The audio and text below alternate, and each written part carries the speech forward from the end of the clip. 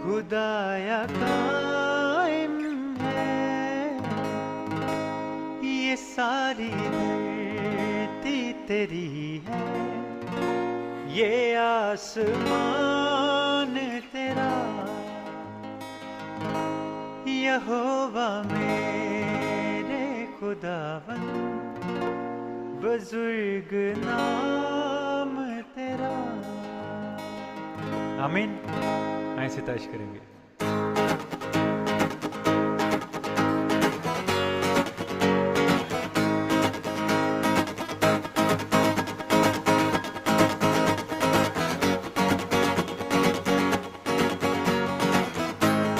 जलाल तेरा फलक पर खुदाया कायम है, जलाल तेरा फलक पर खुदाया कायम है।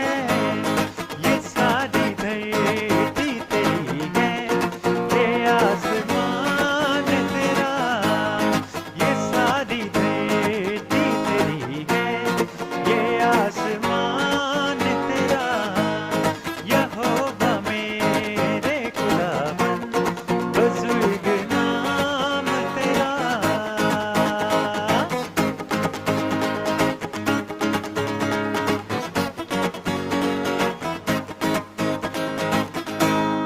तेरे ही हाथों ने पैदा किया हर एक शय को, तेरे ही हाथों ने पैदा किया हर एक शय को। ये आसमां चांद तारे ये सब जहान तेरा। ये आसमां चांद तारे ये सब जहान तेरा। यहोवा मेरे खुदावन बुजुर्ग नाम तेरा। ज़मीं पे सारी मेरे रब है चर्चा तेरा।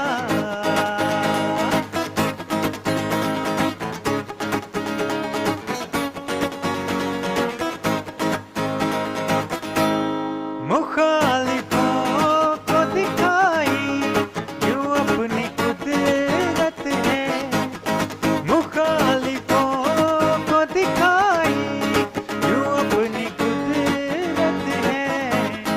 कि शीरकारों के लब से बहे जलाल तेरा। कि शीरकारों के लब से बहे जलाल तेरा। यहोवा मेरे खुदावन बुजुर्ग नाम तेरा।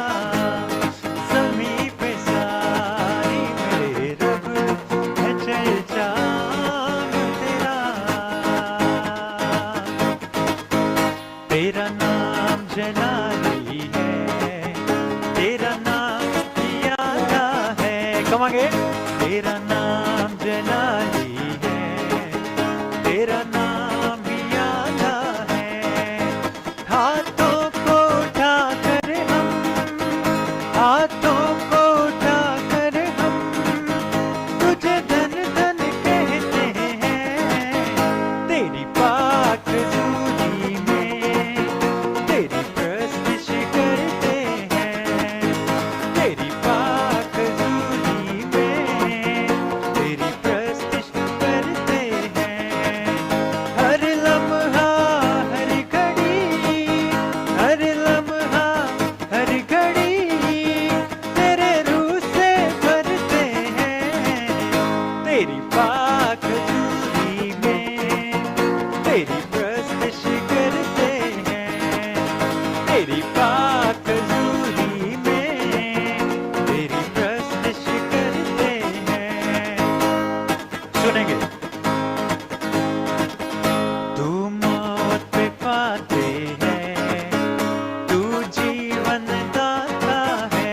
कमांगे। तू मौत पे फातेह है, तू जीवन दाता है। तेरी कब्र भी खाली है, तेरी कब्र भी खाली है। दुनिया को बताते हैं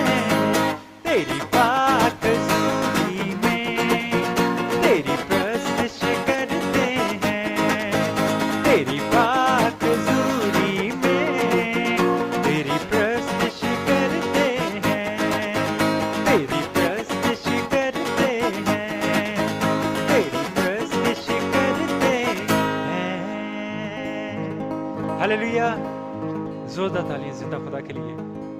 प्रेज जीसस।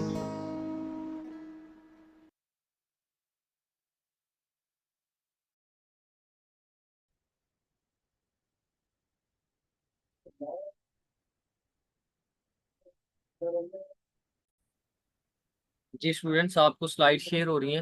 उम्मीद करता हूँ कि स्लाइड शेयर हो रही है।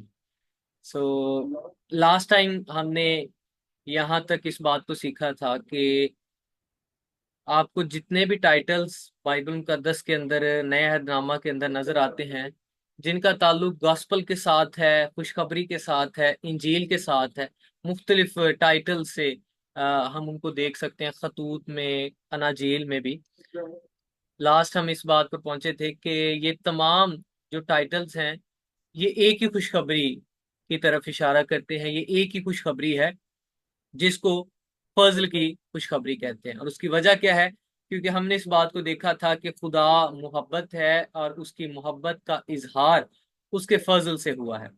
और फिर हमने खुदा के कलाम में इस बात को देखा था कि फजल कोई डॉक्ट्रीन, कोई तालीम या कोई मौजू नहीं है। मतलब जैसे बाइबल के बहुत सारे मौजू हैं, बहुत सारे डॉक्ट्राइन्स हैं, इस तरह से नहीं है, बल्कि फजल खुदावंद यीशु मसीह है। यूहन्ना की इंजील में से हमने देखा था कि उसकी 14 पहला बाब 14 आयत और उसकी 17 और 16 आयत में से कि खुदा का फजल वो है जो जाहिर हुआ है, खुदा का फजल वो है जो मुजस्सम हुआ है, खुदा का फजल ही यीशु है।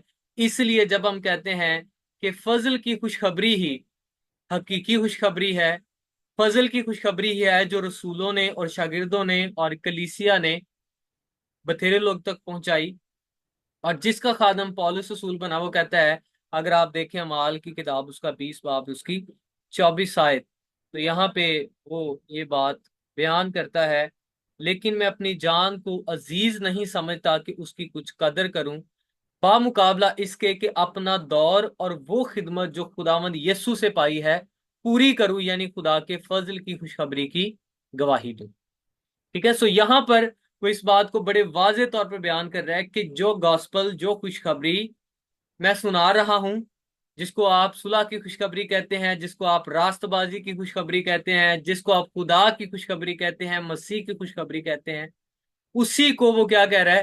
खुदा के फजल की खुशखबरी। और ये खुशखबरी मैंने किससे पाई है? खुदावंद यीशु मसीह से पाई है। आज हम खास तौर पर इस बात को सीखेंगे कि क्या वो वजूहात हैं कि जब भी आप गौर कीजिए कि पौलुस रसूल किसी भी कलीसिया को खत लिखते हैं, तो उसमें सबसे पहले वो बहुत सी बातों का डिफेंड करते हुए नजर आते हैं, बहुत सी बातों को सबूत और दलाइल के साथ पेश करते हुए नजर आते हैं। उसकी वजह क्या है? और अगर आप देखें तो पौलुस रसूल को इब्तदाई दिनों में जब उसने मसीह यीशु को कबूल किया, यीशु मसीह का मुकाशफा उसको मिला, यीशु मसीह उस पर जाहिर हुआ, तो कलीसिया जो है उसको वक्ती तौर पर एक्सेप्ट करने में उनको बड़ी दुश्वारी थी, इस वजह से कि ये वही शख्स है जो पहले कलीसिया को सताता था। तो यही वो वजह है कि उसको आ, मुश्किल था कि कलीसिया जो है एक्सेप्ट कर रही थी, क्योंकि उसको पास्ट की वजह से जो वो कर रहा था उस बुनियाद पर उसको कलीसिया जो है वो कबूल करने से थोड़ा जो है वो हिचकिचा रही थी, थोड़ा मुश्किल थी। और यही वजह है कि जब आप पौलुस रसूल के खतूत को देखते हैं, तो वो सबसे पहली बात ये करता है कि मैं यीशु मसीह का रसूल हूं। ठीक है, हम आगे बढ़ेंगे, लेकिन यहां पर इस बात को देखें कि जो खुशखबरी उसको मिली है वो किसकी तरफ से उसको मुकाशवा हुआ है? खुदावंद यीशु मसीह की तरफ से। आमीन। कुछ चीजों का कंपैरिजन करेंगे और हम समझेंगे इस बात को कि वो क्यों कहता है कि मुझे यीशु मसीह से ये इंजील मिली है, मुझे यीशु मसीह का मुकाशफा मिला है। आमीन। हम अगली स्लाइड पे चलते हैं, फिर इस बात को सीखने की कोशिश करते हैं। जब पौलुस रसूल, आप अमाल की किताब को देखेंगे, मेरे साथ निकालें अमाल की किताब, रसूलों के अमाल, उसका 9 बाब।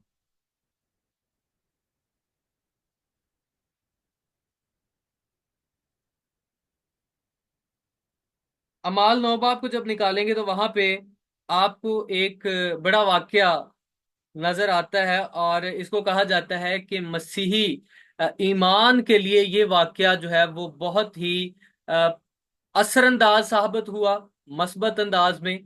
और वो शख्स जो पहले कलीसिया का सताने वाला था, और वो समझता था कि ये जो एक नई तहरीक शुरू हुई है, जो यहूदियों में से निकली है, वो इसको एक बिदती तालीम के तौर पर देखता था। और वो मसीहत का बड़ा मुखालिफ हुआ, और उसने ये ठान लिया कि मैं इस तहरीक को खत्म करके दम लूंगा।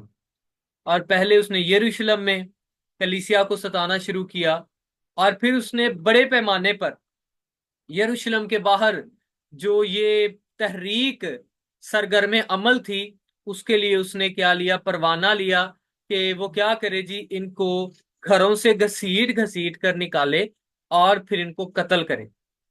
और वो ये अपना मजहबी फरीजा समझता था कि अ, बतौर यहूदी, अबरानियों का इब्रानी और बिन्यामीन के कबीले से और एक खास फरीसी होते हुए, वो ये समझता था कि इस बिद्दत के खिलाफ सर उठाना, इस बिद्दत के खिलाफ जहाद करना जो है, ये मेरे मजहबी फरीजा का एक बड़ा हिस्सा है। सो इस माइंडसेट के साथ वो निकला ताकि वो कलीसियाओं को कत्ल करे। और उसने परवाना लिया और कहा कि मैं जाऊं दमिश्क में, और वहां पर जाकर जो मसीही हैं उनको क्या करूं, कत्ल करूं। और जब वो रास्ते में था, तो खुदा के कलाम में लिखा है, अमाल की किताब उसका 9 बाब, मैं आपके लिए इसको पढ़ना भी चाहूंगा। अमाल 9 बाब और उसकी 3 आयत। यहाँ पे लिखा है, जब वो सफर करते करते दमिश्क के नजदीक पहुंचा, तो ऐसा हुआ कि यकायक आसमान से एक नूर उसके गिरदा गिर्द आ चमका, और वो जमीन पर गिर पड़ा। और ये आवाज सुनी कि ए साउल, ए साउल, तू मुझे क्यों सताता है। उसने पूछा, ए खुदावन तू कौन है। उसने कहा, मैं यीशु हूं जिसे तू सताता है। मगर उठ, शहर में जा, और जो तुझे करना चाहिए वो तुझसे कहा जाएगा। ये वो वाकया है कि जब यीशु मसीह जो मुर्दों में से जी उठे, और फिर कलीसियाओं को, अपने शागिर्दों को और रसूलों को 40 दिन तक उनके साथ रहे, उनको तालीम देते रहे, और फिर 40वें दिन जो है वो आसमान पर उठा लिए गए शागिर्दों की आंखों के सामने से। और फरिश्ता ने कहा कि जिस यीशु को तुम देखते हो, ये इसी तरह से बादलों पर एक दिन वापस आएगा। उसके बाद ये पहला मौका था जब यीशु मसीह किसी खास शख्स पर, किसी खास जगह पर हमें नजर आते हैं। आसमान पर उठाए जाने के बाद रूहुल कुद्स नाजिल हुआ, शागिर्द और कलीसिया जो है वो रूहुल कुद्स की तहरीक में आगे बढ़ रही है, गॉस्पल फैल रही है, और परसिक्यूशन भी जारी है, सताव जारी है। लेकिन जब सताव बढ़ा, परसिक्यूशन बढ़ी, तो एक शख्स जिसका नाम साउल है, उसने ये ठान लिया कि मैं इस बिद्दत को खत्म करके छोड़ूंगा। और जब उसने परवाना लिया कि मैं इस बिद्दत को जड़ से मुका दूंगा, खत्म कर दूंगा, तो क्या हुआ कि लिखा है कि वो यीशु जो इस कलीसिया का बानी है, वो यीशु जो इस तहरीक का सर चश्मा है, वो खुद उस साउल पर जाहिर हुआ जलाली सूरत में। और पॉल, यानी जिसका नाम साउल है, वो और उसके साथी जब इस वाकया को देखते हैं, तो क्या हुआ कि जो नूर उन पर चमका, उसके बायस पॉल यानी साउल जो है, उसकी आंखें जो है वो अंधी हो गई। और लिखा है कि 3 दिन के लिए वो उसकी आंखों की बिनाई जो है वो जाती रही। और क्या हुआ कि यीशु उस पर जाहिर हुआ, उसने उससे कहा कि तू कौन है खुदावन, तू कौन है। यीशु ने जवाब दिया कि मैं वही हूं जिसे तू सताता है। अब पॉल यानी साउल जो के मसीही कलीसिया का एक बड़ा दुश्मन था। और ये अगर आप उसके ईमान से देखें तो उसको, ऐसा बहुत सारे लोग कहते हैं जी पॉल तो बड़ा गुनहगार था, देखें जी वो कलीसियाओं को मारता था। लेकिन जब आप उसके पॉइंट ऑफ व्यू से देखेंगे तो आपको पता चलेगा कि उनके नजदीक जो उन्होंने रब्बियों से सुना हुआ था, रवायतों से सुना हुआ था, उनकी शरीयत की तालीम के मुताबिक जो उन्होंने सुना हुआ था, उनका मानना यह था कि जिस मसीह की ये मसीही मुनादी करते हैं, ये हकीकी मसीह है ही नहीं। क्योंकि मसीह क्या होगा, वो एक बादशाह होगा। और ये जिसकी बाबत कहते हैं कि जी यीशु को सलीब पर चढ़ा दिया गया, वो हमारे गुनाहों के लिए सलीब पर मर गया, ऐसा तो मसीह के बारे में लिखा ही नहीं है। तो ये यहूदियों का, उन फरीसियों का एक पॉइंट ऑफ व्यू था कि वो मसीह मौद की यानी यीशु की क्या करते थे, मुखालिफत करते थे। वो कहते थे कि ये तो बादशाह होगा। लेकिन जिस यीशु की मुनादी ये मसीही करते हैं, ये कोई झूठा मसीह है। और चूंकि ये झूठा मसीह है, इसलिए क्या किया जाए, इनकी मुखालफत की जाए। और पॉल जो कि एक फरीसी था, वो इस गुस्से में कि ये झूठे मसीह की मुनादी करते हैं, वो इस कलीसिया के खिलाफ था। इसलिए जब हम कहते हैं कि पौलुस रसूल, जो पहले साउल के नाम से जाना जाता है, जब वो कलीसियाओं की मुखालफत करता था, तो उसके नजदीक ये गुनाह नहीं था। क्योंकि वो अपने उस्तादों से और रब्बियों से यही सुनता आया था कि मसीह जो है वो एक बादशाह होगा, और बादशाह मार खाएगा नहीं, बल्कि बादशाह जो है वो उम्मते इसराइल को क्या करेगा, गैर अकवाम के गुलामी से आजाद करेगा और अपनी सल्तनत को कायम करेगा।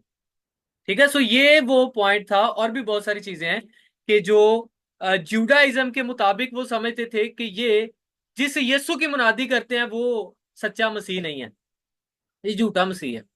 सो इस वजह से कलीसिया को मजहबी रहनुमाओं यानी यहूदियत की तरफ से, जुडाइज्म की तरफ से, उनके लीडर से, रब्बियों की तरफ से, सिनहेड्रन की तरफ से, और सरदार काहन और फकीयों की तरफ से क्या थी, परसिक्यूशन थी। उनको मुखालफत का सामना था।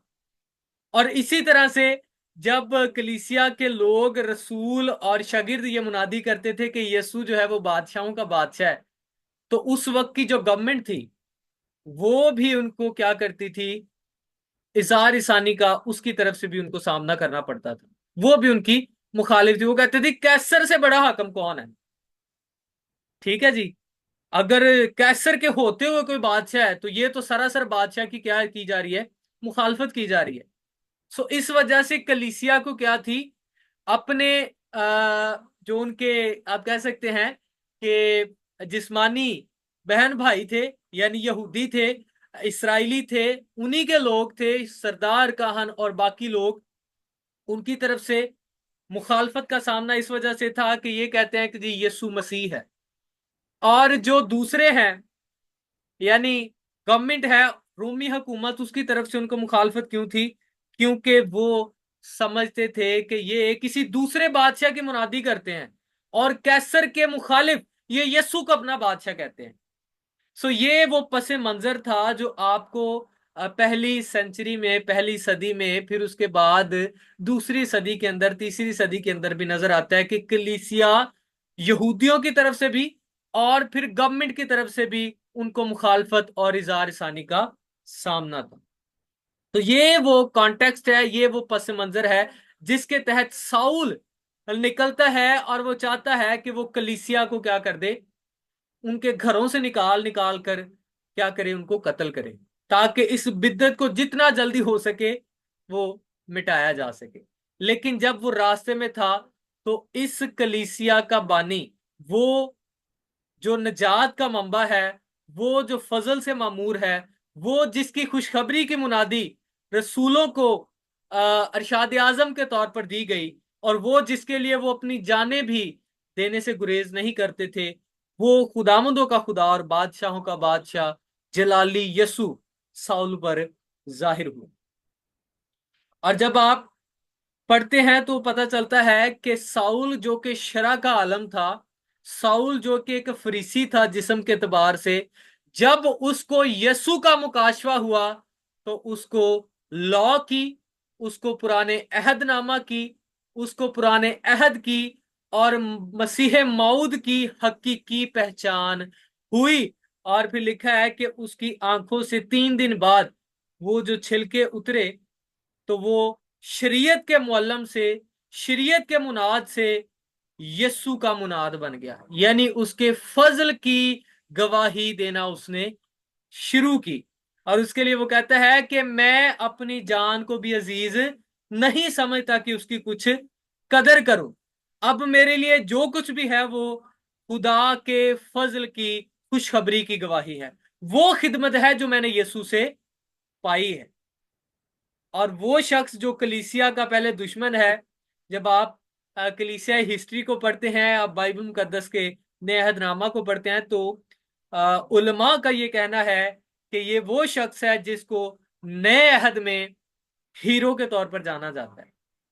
और इसको, इसकी खिदमत, इसके मुकाशफात, इसकी गॉस्पल और इसके जो परसिक्यूशन इसने बर्दाश्त की है, उसके बायस इसको कहा जाता है कि ये वो रसूल है जिसने डायरेक्ट जलाली यसु से मुकाशफा पाया है।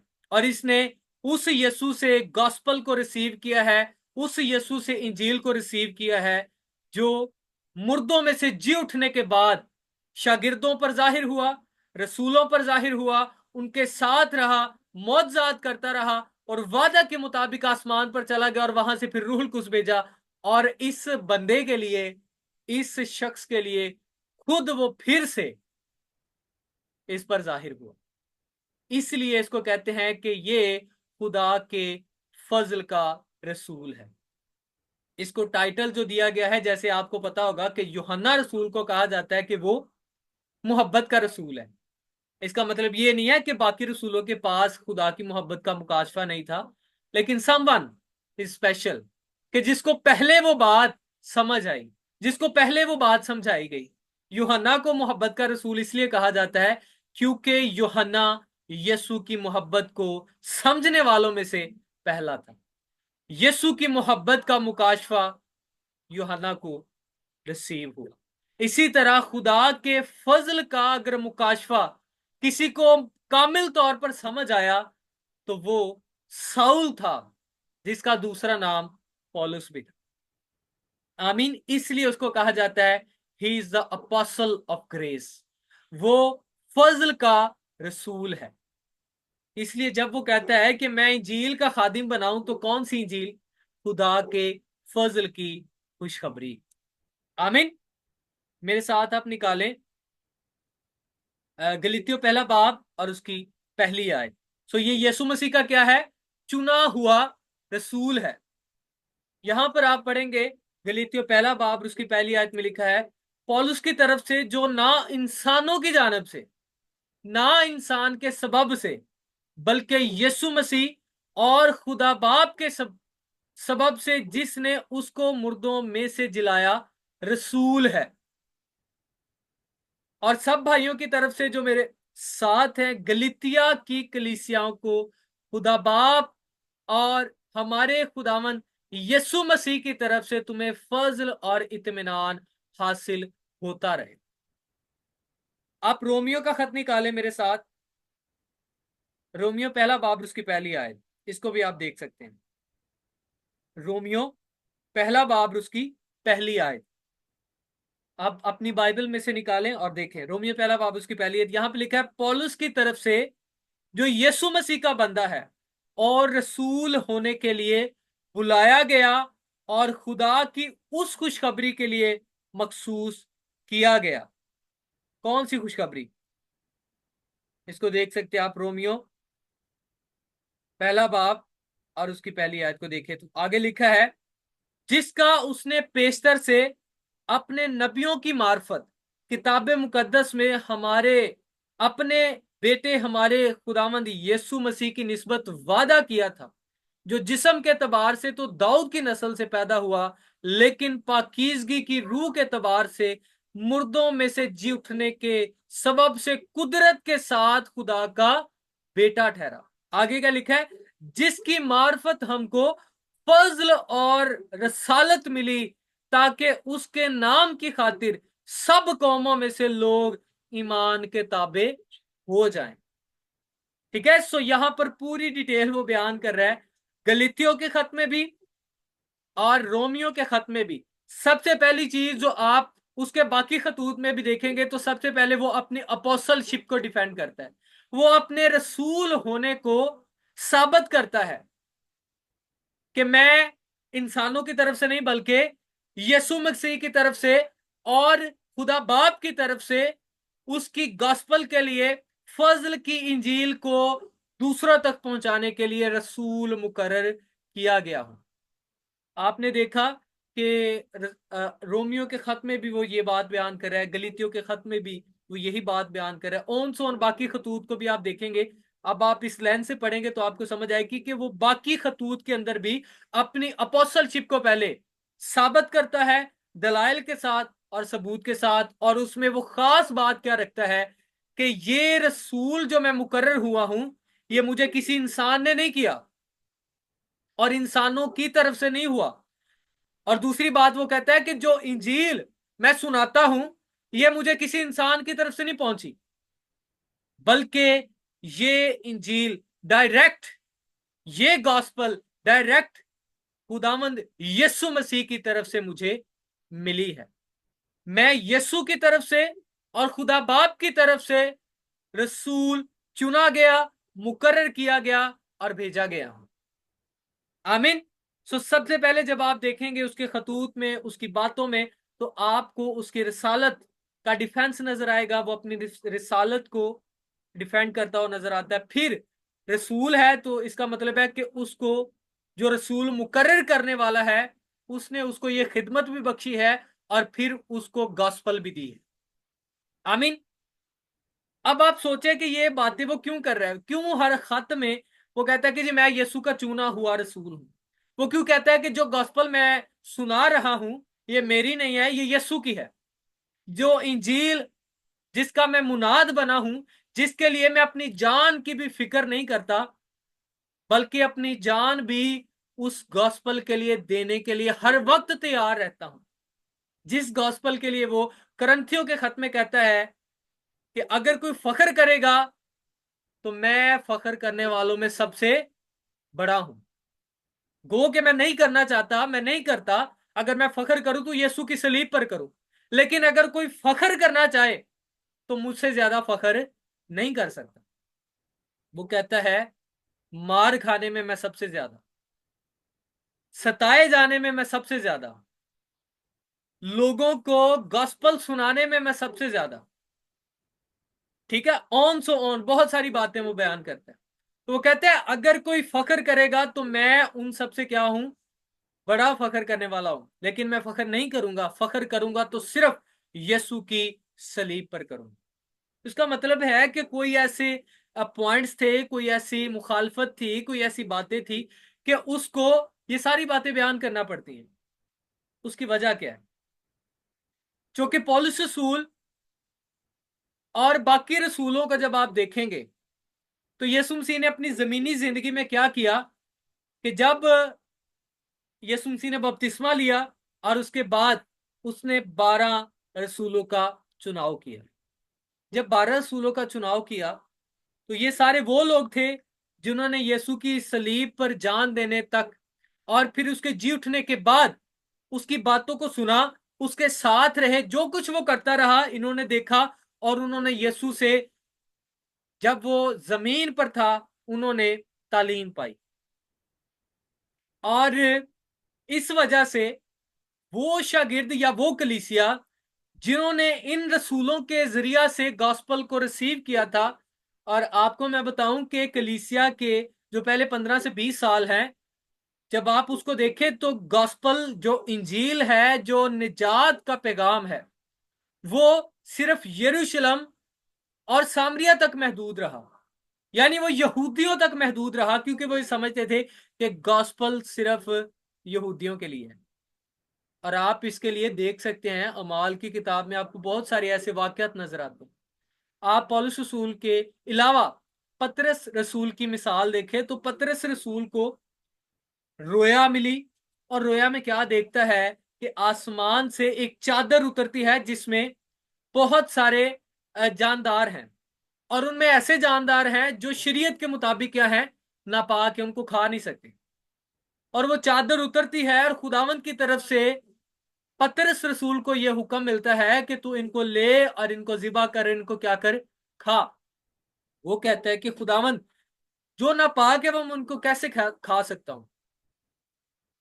दूसरी बार फिर, तीसरी बार फिर, और जब तीसरी बार उसने इनकार किया तो क्या हुआ कि वो चादर उसके सामने से उठा ली गई। और फिर एक शख्स आता है, उसको कहता है कि जी तुझे आज करनेलियस के घर में जाना जरूर है। वो एक रूमी सूबेदार था, गैर कौम से था। और क्या हुआ कि पतरस को वहां पर जाना पड़ता है, रूहुल कुछ की तहरीक से वो वहां पर जाता है और जाकर कलाम सुनाता है, इंजील सुनाता है। और लिखा है कि रूहुल कुछ उन पर नाजिल होता है और वो ईमान लाते हैं निजात पर, और वो देखकर बड़ा हैरान और परेशान हो जाता है।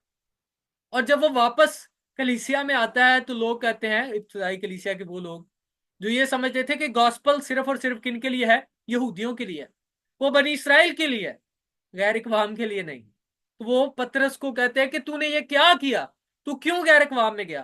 तब उसने बताया कि गॉस्पल जो है वो सिर्फ बनी इसराइल के लिए नहीं, बल्कि ये दुनिया जहान के सब लोगों के लिए निजात के लिए मुकर्रर की गई है। आमीन। लेकिन उसके बाद भी आप देखें तो उनके अंदर ये सोच ज्यादातर डेवलप ना हो सकी, फिर भी जो गॉस्पल है वो बनी इसराइल के अंदर ही रही।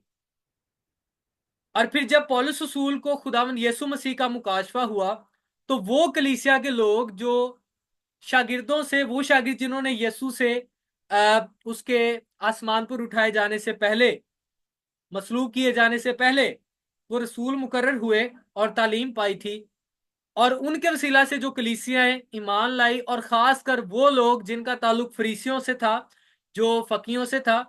अमाल की किताब को देखें तो जब यीशु ने सलीब पर जान दी तो पता चलता है कि हैकल का पर्दा जो है वो ऊपर से नीचे तक फट गया। यूहन्ना की झील में देखे तो पता चलता है। और फिर आपको पता चलता है कि उस वक्त जो काहिन खिदमत गुजारी का काम कर रहे थे, उन्होंने पाक तरीन मकाम को अपनी आंखों से देखा, जो शरीयत के मुताबिक ये समझते थे जो पर्दा के पीछे देखेगा जाएगा वो क्या हो जाएगा, हलाक हो जाएगा। क्योंकि उनके नजदीक पर्दा के पीछे क्या थी, खुदावंद की प्रेजेंस है, खुदावंद की हजूरी है, जहां पर अहद का संदूक होता था। अमाल की किताब में हमें यह सबूत मिलता है कि बहुत सी काहिनों की एक बड़ी जमात जो है वो यीशु पर ईमान ले आई, वो और इस फिरका में शामिल हो गई। हम ये अज्यूम कर सकते हैं कि शायद ये वही लोग होंगे जो उस वक्त जब यीशु ने सलीब पर जान दी और हैकल का पर्दा ऊपर से नीचे तक दो हिस्सों में फट गया और उन्होंने पाक तरीन मकाम को अपनी आंखों से देखा और जिंदा रहे। अज्यूम किया जाता है कि ये वही काहिनों की जमात है जो बाद में यीशु पर ईमान लाने से कलीसिया का हिस्सा बन गई। और फिर इसके बाद बहुत सारे फकी फरीसी जो हैं वो भी यीशु पर ईमान लाए और कलीसिया में शामिल हो गए। अब मसला ये था कि जिन्होंने उन रसूलों से तालीम पाई, उन रसूलों से इंजील पाई जो यीशु के साथ रहे उसकी जिस्मानी खिदमत में, जब वो जमीन पर रहा और जब उसके उठाए जाने के, आसमान पर उठाए जाने से पहले तक, तो वो ये समझते थे कि यही वो रसूल हैं जो अफजल हैं और यही वो रसूल है जिनके पास गॉस्पल है। इसलिए जब पौलुस रसूल को खुदावंद यीशु ने चुना और बताया कि तू क्या है, गैर अकवाम के लिए मेरा चुना हुआ वसीला है, तो फिर बाकी वो लोग जो ये समझते थे कि जो 12 रसूल हैं जिनमें से एक तो यहूदा निकल गया, उसकी जगह पर एक और ऐड किया गया, और वो लोग जो यीशु के साथ रहे हैं उनका ओहदा थोड़ा अफजल है, तो वो लोग जो ऐसा समझते थे उनके लिए मुश्किल था कि वो पौलुस रसूल को उन्हीं के बराबर रसूल समझे और जो गॉस्पल वो सुना रहा है उसी गॉस्पल को वो उसी तरह से कबूल करें। ठीक है, सो रसूलों के लिए ये मुश्किल नहीं था क्योंकि पौलुस रसूल ने जो गॉस्पल सुनाई, आप अमाल की किताब को देखें तो उसके 15 बाब में वहां पर लिखा है कि जब पौलुस रसूल गैर अकवाम में मुनादी कर रहा था, तो पता चलता है कि कलीसिया में और रसूलों के साथ इंट्रोड्यूस करवाने वाला एक शख्स था, जो पहले रसूलों के एक खास साथी के तौर पर हमें नजर आता है। उसका नाम है बरनबास। बरनबास ने क्या किया, जब देखा, यकीन कर लिया कि साउल जो पहले कलीसिया को सताता था, उस पर यीशु जाहिर हुआ है और डायरेक्ट यीशु ने उससे साथ बात की है और उसको बताया है कि तू मेरा चुना हुआ वसीला है, तू मेरा मुकर्रर करदा रसूल है और तुझे मैंने गैर अक़वाम के लिए मुकर्रर किया है। जब बरनबास को ये बात पता चली, तो वो साउल को यानी पौलुस को कहां पर लेकर आया? यरूशलेम की कलीसिया के पास। वो कलीसिया के पास लाया ताकि वो बता सके ये तब्दील हो चुका है, अब ये हमारा मुखालिफ नहीं है, बल्कि अब हमारे जैसा है और ये बाकी रसूलों की तरह यस्सु के तरफ से चुना गया रसूल है। और फिर कलीसिया ने उसको एक्सेप्ट किया और फिर बुजुर्गों ने लिखा है कि उनको मुकर्रर करके भेज दिया कि वो जाकर गैर कौमों में क्या करें? खुदा के फजल की इंजील की मुनादी करें। उसके बाद फिर जब वो वापस यरूशलेम में आए, तो वो फरीसी, वो यहूदी जो यहूदी थे और उन्होंने मसीह को कबूल किया और अब वो मसीही यहूदी बन गए हैं, उनके लिए पौलुस रसूल के इस पैगाम को कि नजात का ताल्लुक सिर्फ यीशु मसीह की सलीबी मौत से है, उसके जी उठने से है, उसके कामिल कफारा के साथ है। जो कोई यीशु को कबूल करेगा, जो कोई इस कफारा को कबूल करेगा, उस पर शरीयत का कुछ इतलाक नहीं, उस पर गुनाह का कुछ इख्तियार नहीं, वो गुनाह से छुड़ा लिया गया है, अब वो अबदी जिंदगी का वारिस है, उसको खतना कराने की जरूरत नहीं है। तो वो लोग जो यहूदियों में से निकले थे, फरीसियों में से आए थे, उनके लिए ये बात बड़ी मुश्किल होगी। अमाल की किताब में जब आप देखें, मैं आपके साथ हवाला निकालता हूं, अमाल की किताब उसका 15 बाब देखिए।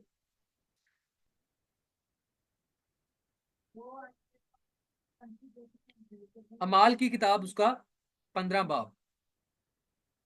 तो यहां पर आपको एक खास दलील मिलती है जो पौलुस रसूल के रसूल होने और उसके पास जो खुशखबरी है उसकी तस्दीक करने के लिए बहुत अहम है।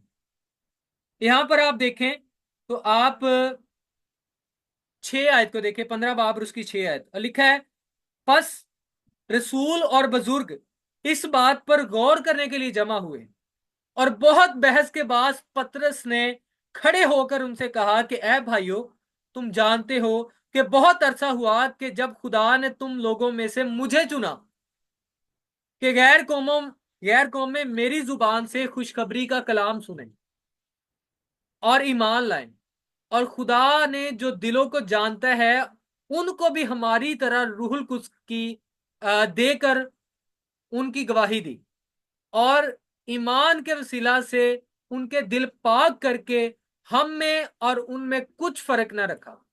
बस अब तुम शागिर्दों की गर्दन पर ऐसा जुआ रख कर जिसको ना हमारे बाप दादा उठा सके, ना हम खुदा को क्यों आजमाते हो?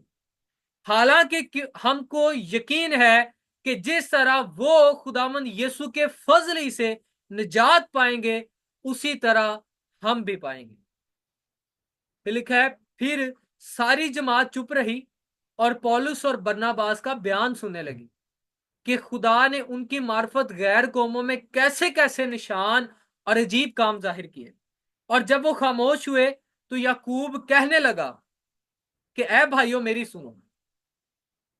शमौन ने बयान किया कि खुदा ने पहले पहल गैर कौमों पर किस तरह तवज्जो की ताकि उनमें से अपने नाम की एक उम्मत बना ले, और नबियों की बातें भी इसके मुताबिक हैं। चुनाचे लिखा है, इसके बाद, इन बातों के बाद मैं फिर आकर दाऊद के गिरे हुए खैमा को उठाऊंगा, उसके टूटे फूटे उसके फटे टूटे की मुरम्मत करके उसे खड़ा करूंगा, ताकि बाकी आदमी यानी सब कौमें जो मेरे नाम की कहलाती हैं खुदावंद को तलाश करें।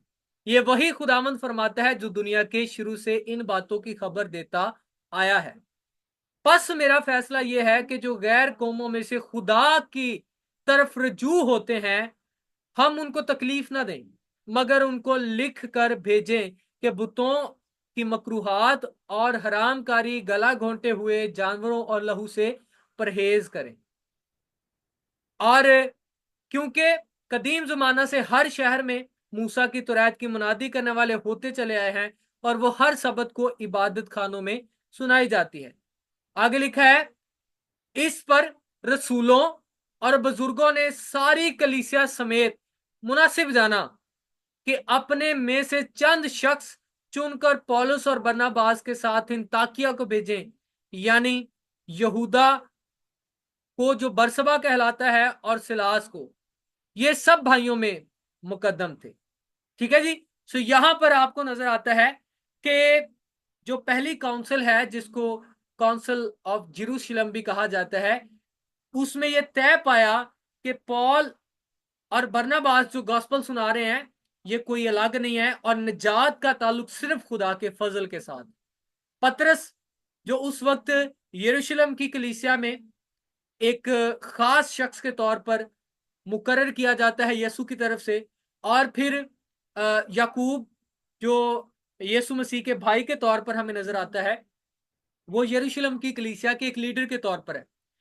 उन दोनों की जानब से और कलीसिया के तरफ से यह फैसला किया गया पॉल और बरनबास को भेजा जाए और उनको ये खत भी लिखा जाए उनके हाथ के, ये जो शख्स हैं ये यीशु की तरफ से चुने गए हैं और जो गॉस्पल ये सुना रहे हैं ये किसी इंसान की तरफ से नहीं है, बल्कि ये वैसे ही गॉस्पल है जो हम सुना रहे हैं।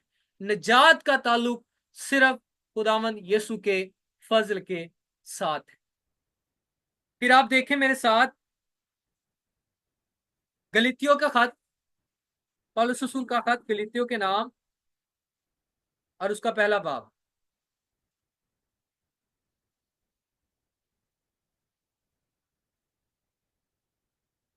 अब दोबारा इसको पढ़े, पहले बाब की पहली आयत को। यहां पे लिखा है, पौलुस की तरफ से जो ना इंसानों की जानब से ना इंसान के सबब से बल्कि यीशु मसीह और खुदा बाप के सबब से जिसने उसे मुर्दों में से जिलाया, रसूल है। और इसकी चौथी आयत को पढ़े, तीसरी चौथी आयत को लिखा है, खुदा बाप और हमारे खुदा यीशु मसीह की तरफ से तुम्हें फजल और इत्मीनान हासिल होता रहे।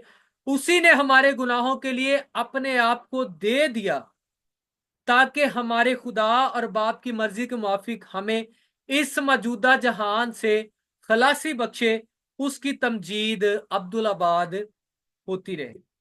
छठी आयत को पढ़े, आगे लिखा है, मैं ताजुब करता हूं कि जिसने तुम्हें मसीह के फजल से बुलाया उससे तुम इस कदर जल्द फिर कर किसी और तरह की खुशखबरी की तरफ मायल होने लगे, मगर अलबत्ता दूसरी नहीं मगर वो दूसरी नहीं, अलबत्ता बाज ऐसे हैं जो तुम्हें घबरा देते हैं और मसीह की खुशखबरी को बिगाड़ना चाहते हैं। आगे क्या कहता है, लेकिन अगर हम या आसमान का कोई फरिश्ता भी उस खुशखबरी के सिवा जो हमने तुम्हें सुनाई हो कोई और खुशखबरी सुनाए तो क्या हो, मलाउन हो।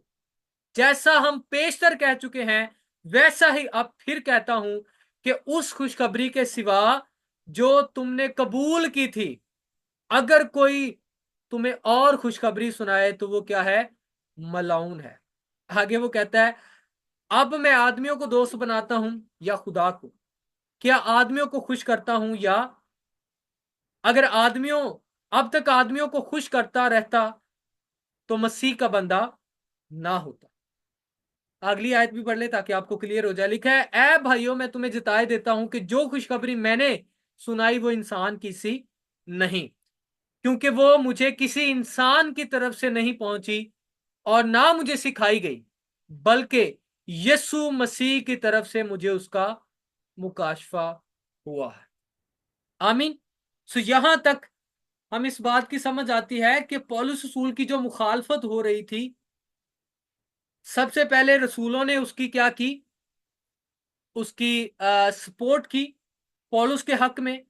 पतरस ने, याकूब ने, कि पौलुस जो गॉस्पल सुना रहा है, जो इंजील सुना रहा है, और उसकी रसालत किसी इंसान की तरफ से नहीं है, बल्कि वो खुदावंद की तरफ से है। फिर पौलुस खुद इस बात की दलील देते हैं कि जो खुशखबरी मैं सुना रहा हूं ये किसी इंसान की तरफ से नहीं है, इंसानों ने मुझे नहीं सिखाई। अगर कोई समझता है कि जी वो रसूल जो यरूशलेम में है वो अफजल है, ये छोटा है, ये उनसे कमतर है, तो ऐसा नहीं है। क्योंकि वो कहता है कि हमने जो गॉस्पल सुनाई, हमने जो इंजील सुनाई, तो हमसे मुराद क्या है? वो पौलुस और बरनबास और वो जो यरूशलेम के कलीसिया और रसूल और शागिर्द हैं, इनकी बात कर रहे हैं कि एक ही गॉस्पल सुनाई जा रही है, एक ही इंजील सुनाई जा रही है। कौन सी इंजील? जिसका खादिम मैं बनाऊं, यानी खुदा के फजल की खुशखबरी का गवाह बनूं। और फिर यहां पे वो कहता है कि जैसे यीशु उनके साथ रहा, आसमान पर जाने से पहले उसने सिखाया, सलीब से पहले उसने सिखाया, उसी तरह उसी यीशु ने सलीब पर मरने जीतने के बाद, आसमान पर जाने के बाद मुझ पर जाहिर होकर मुझको ये इंजील सिखाई है कि जो कोई यीशु पर ईमान लाता है वो उसके फजल के बायस अबदी जिंदगी का वारिस है। वो उसके सलीबी मौत, उसके जी उठने के वसीला से वो अबदी निजात का वारिस है। और यहां पर जब वो गलीतियों के नाम खत लिख रहा है तो क्यों लिख रहा है? क्योंकि यरूशलेम से कुछ झूठे भाई, यानी वो यहूदी, वो मसीही जो अपने आप को मसीही कहते थे, यहूदियों में से आए थे, उन्होंने कहा कि आओ हम जाकर जो है वो लोगों को मुनादी करें, उनको शरीयत की तालीम दें, उनको कहें कि खतना करवाएं, अगर ऐसा नहीं करते तो तुम निजात नहीं पा सकते। उन्होंने क्या किया? पौलुस की गैर मौजूदगी में गलीतियों की कलीसिया में आके ये तालीम देना शुरू की। और जब पौलुस रसूल को पता चला तो उसने फिर गलीतियों की कलीसिया को खत लिखा और उनको बताया कि अगर कोई शख्स, चाहे वो हम में से हो, चाहे वो आसमान से कोई फरिश्ता हो, वो खुशखबरी जिसका ताल्लुक खुदा के फजल से नहीं है, जिसमें किसी तरह से भी इंसानी एफर्ट शामिल है, जिसमें किसी तरह से भी इंसानी अमाल खुदा के फजल के साथ मुतफिक होंगे, तो हमारे लिए बरकत होगी, तो हमारे लिए निजात होगी। अगर ऐसी कोई भी खुशखबरी हम, शागिर्द, रसूल या आसमान का कोई फरिश्ता भी आकर तुम्हें सुनाए तो वो क्या हो? मलाउन हो। क्योंकि वो खुशखबरी जो यीशु से मुझे मिली है, वो खुशखबरी जो रसूलों को यीशु से मिली है, उसका ताल्लुक मुकम्मल तौर पर 100% यीशु के मुकम्मल शुदा काम के साथ। वो काम जो उसने मुकम्मल कर दिया है उसमें मैं और आप चाह कर भी कुछ बेहतर शामिल नहीं कर सकते कि हम इसमें कुछ और ऐड करें और हमारे लिए और ज्यादा बरकत हो जाए। वो कहता है कि अगर अमाल के सबब से बरगजीदा है तो फजल फजल ना रहा, क्योंकि तुमको ईमान के वसीला से फजल ही से निजात मिली है, ये तुम्हारी तरफ से नहीं बल्कि खुदा की बख्शिश है, ये खुदा का तोहफा है। फजल खुदा का बेटा है। फजल वो है जो मैं और आप अपने लिए खुद नहीं कर सकते थे, मेरी और आपकी जगह पर उसने किया, जो खुदा की तरफ से बख्शा गया, वो जो खुदा की मोहब्बत का इजहार है, वो जो मुजस्सम कलमा है, जो मुजस्सम फजल है, वो जिसकी मामूरी में से हम सब ने पाया, यानी फजल पर फजल, ग्रेस अपॉन ग्रेस, कि जो उसने सलीब पर कर दिया है उसमें और कुछ शामिल और नहीं किया जा सकता, उसमें मजीद ऐड करने की जरूरत नहीं है। हम इसको कहते हैं ये परफेक्टली परफेक्ट है, ये कंप्लीटली कंप्लीटेड है।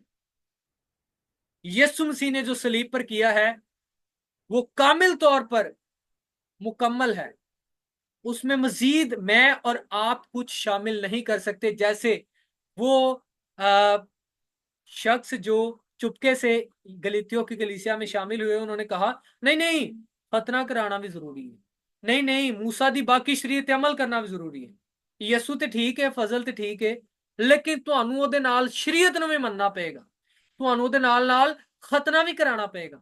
नहीं कराते हो तो ਤੁਹਾਡੀ निजात नहीं, नहीं कराते तो कोई बरकत नहीं, नहीं करवाते, शरीयत पर अमल नहीं करते खतना नहीं करवाते तो कोई अब्दी जिंदगी नहीं।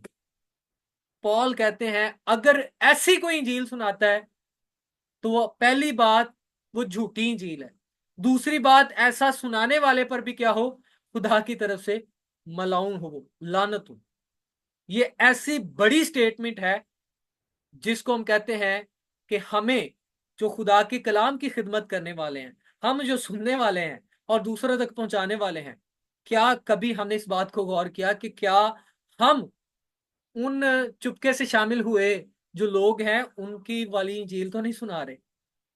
अब यहाँ पे खास बात आपने देखनी है, मैं आखिरी पॉइंट के साथ वाइंड अप करूंगा। वो ये है, लिखा है कि ये खुशखबरी क्या है, झूठी है, और फिर ये क्या करती है, तुम्हें घबरा देती है। सबसे बड़ी बात जो हमने शुरू की थी, गॉस्पल वो है, इंजील वो है, खुशखबरी वो है जो आपको शादमानी देती है, तसल्ली देती है, दलेरी देती है, खुशी देती है, इत्मीनान और सुकून देती है। और जिसको सुनने के बाद आपको घबराहट फील हो, आपको ये खतरा लग जाए कि मेरी तो निजात ही मुश्किल से पै गई, मेरी तो बरकत ही शायद जो है वो रुक गई है, तो इसका मतलब क्या है कि आप इंजील नहीं सुन रहे हैं, और खास तौर पर आप फजल की इंजील नहीं सुन रहे हैं। जरूर है कि खुदा के कलाम में लिखा है अपनी और अपनी तालीम की खबरदारी करते रहो। आप सुन क्या रहे हैं, आप क्या ऑब्जर्व कर रहे हैं, आप क्या ले रहे हैं, और आप क्या आगे पहुंचा रहे हैं। इसी टॉपिक को हम आगे कंटिन्यू करेंगे। आज की क्लास का हमारा जो वक्त है वो यहाँ पर इख्तिताम को पहुंचता है। और आज हमने इस बात को सीखा कि पौलुस रसूल अपनी अपोस्टलशिप का दिफा करता है, रसूल होने का दिफा करता है। उसके पीछे वजूहात क्या थी उसको हमने देखा, पस मंजर को देखा। फिर हमने इस बात को देखा कि पौलुस रसूल उसी तरह से रसूल है जैसे बाकी रसूल हैं, और दूसरे रसूल जो हैं जिनमें मुकद्दस पतरस और बाकी हैं, उन्होंने पौलुस की तस्दीक की है। और पौलुस को जो खुशखबरी या गॉस्पल मिली है वो यीशु मसीह की तरफ से मिली है। ठीक है, वो इंसानों की तरफ से सिखाई नहीं गई, और यही वो इंजील है जिसको बाकी सब लोग सिखा रहे हैं, बाकी रसूल, बाकी कलीसिया। और इसी के बारे में वो कहता है अगर कोई इससे हटकर खुशखबरी सुनाता है तो उसकी सबसे बड़ी निशानी क्या होगी कि वो आपको घबरा देगी, आपको परेशान कर देगी, आपको दुखी कर देगी, आपको वो मेंटली तौर पर डिस्टर्ब करेगी, आपका इत्मीनान, तसल्ली, खुशी सब जाती रहेगी। और अगर ऐसी खुशखबरी है तो वो क्या है, वो झूठी खुशखबरी है। ठीक है जी, इसको हम आगे कंटिन्यू करेंगे। यहां तक आज की क्लास हम इसको